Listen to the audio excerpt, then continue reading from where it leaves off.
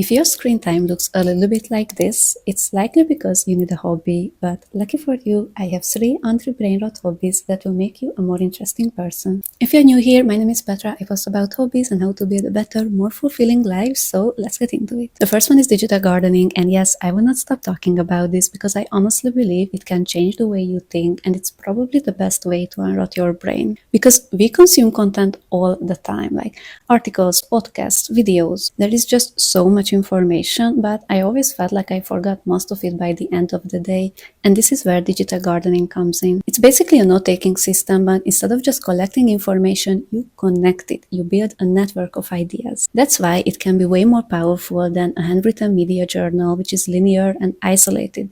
But in a digital garden, ideas resurface on their own. You can explore connections between them, creating a little personal Wikipedia for yourself. And it kind of mimics how our brain works too. The more ideas connect, the more efficiently your brain stores and recalls information, so you remember your notes better. If you're interested, I have a whole playlist dedicated to digital gardening on my profile, plus a Notion template so you can start gardening right away. The second one is learning a new language. There's this idea, the limits of my language means the limits of my word, and it's kind of true, because language allows you to express yourself better, but it also opens doors to new cultures, people, new perspectives. You get to talk to new people, read books that haven't been translated yet. The world just opens up. But it's not just about communication, it also affects how you see the world, because different languages forces you to notice different things.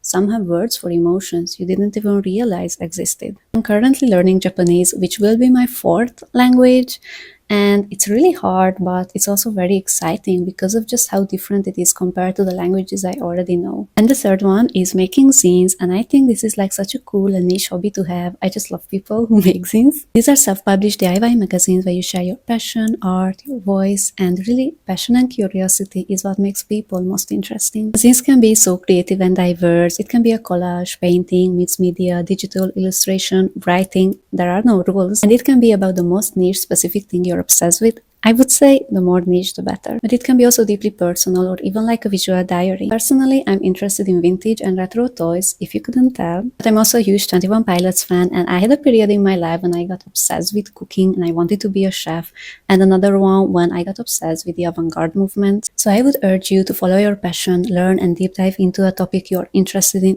Start digital gardening about that. Be curious, take notes on the books you read and the videos you watch, learn about new cultures, new languages, and then get creative and make a zine about it. And let me know in the comments what are your favorite anti-brainrot hobbies.